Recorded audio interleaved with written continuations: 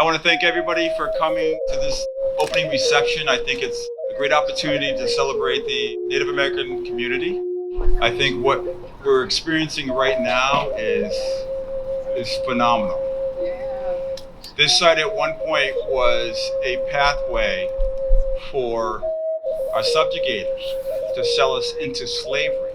This place right here, Ground Zero, if you close your eyes, you can probably hear the shackles and feel the grief and the sorrow as we were put on slave ships as part of the transatlantic slave trade. But now we stand before these beautiful banners of members of our community to celebrate that we're thriving, that we're still here, and that now we can speak and no longer be silent.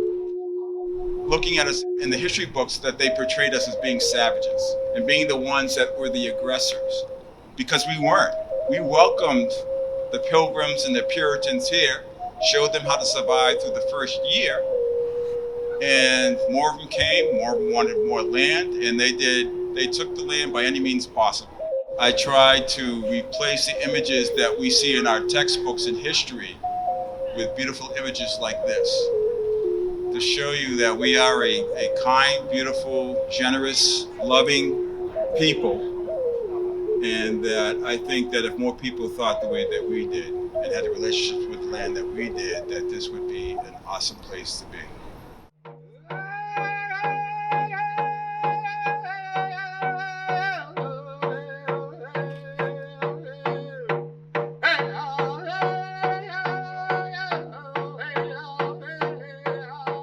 Here in this place over here, they did a lot of debates about what was going on at that time. You know, they were pre-America. They were upset with the king, taxes he was imposing on them, and the restrictions that he was putting on them. And there they planned the Boston Tea Party. To this day, I'm wondering, and I really need to ask the question, is why did they dress up as Indians to go and do that? We did find out what happened. In a few years, they fought against it, and the American Revolution is coming.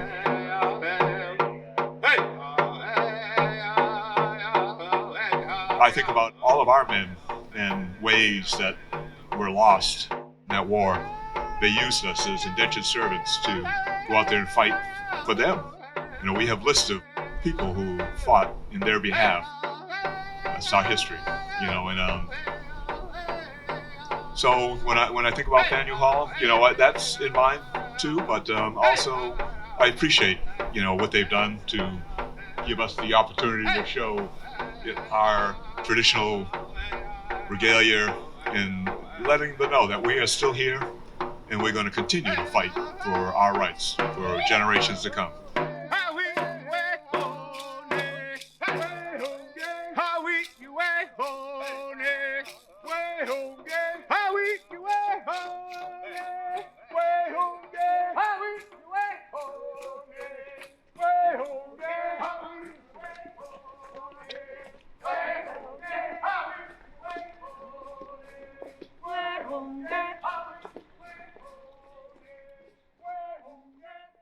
The Massachusetts, the Patuxet, the Wampanoag, farmers, mothers, Waytu builders of the East, lived on these lands longer than the Pilgrims who separated from England like Miles Standish. The Agawam, the Neponset, the Nipmuc, fathers, fishermen, fur traders of the South, lived on these lands longer than the Puritans who built praying towns, like John Eliot the missionary. The Mohican, the Norwottuck, the Pecumtuck, gardeners, sisters, wood gatherers, lived on these lands of the West longer than the colonists who broke treaties they signed, such as the Peace Treaty of 1621. The Abenaki, the Pawtucket, the Pennacook, brothers, hunters, protectors, lived on these lands of the North longer than the settlers who spread smallpox, where thousands of natives died. However, All is not lost. Native Americans are still here. The North American Indian Center of Boston, formerly known as the Boston Indian Council, is the oldest Native-led organization in the Commonwealth. NACOB empowers all Indigenous people of North America. And now, in 2025, the Herring Pond Wampanoag, Massachusetts, Mashpee Wampanoag, Nipmuc, and the Wampanoag of Gayhead, Aquinnah, live, work, are beautiful, smart, funny, wise humans, where hundreds of others Indigenous peoples that live, thrive, work here in the Bay State. Therefore, the students, the politicians, the visitors, the parents must hear, learn, understand the truth for the next generation, to remember, to honor, to celebrate, to learn, to grow, to succeed, to be.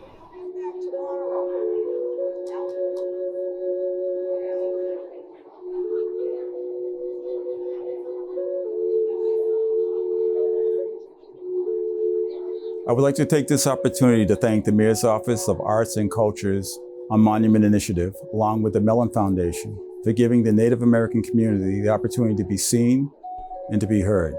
Kudabaramish.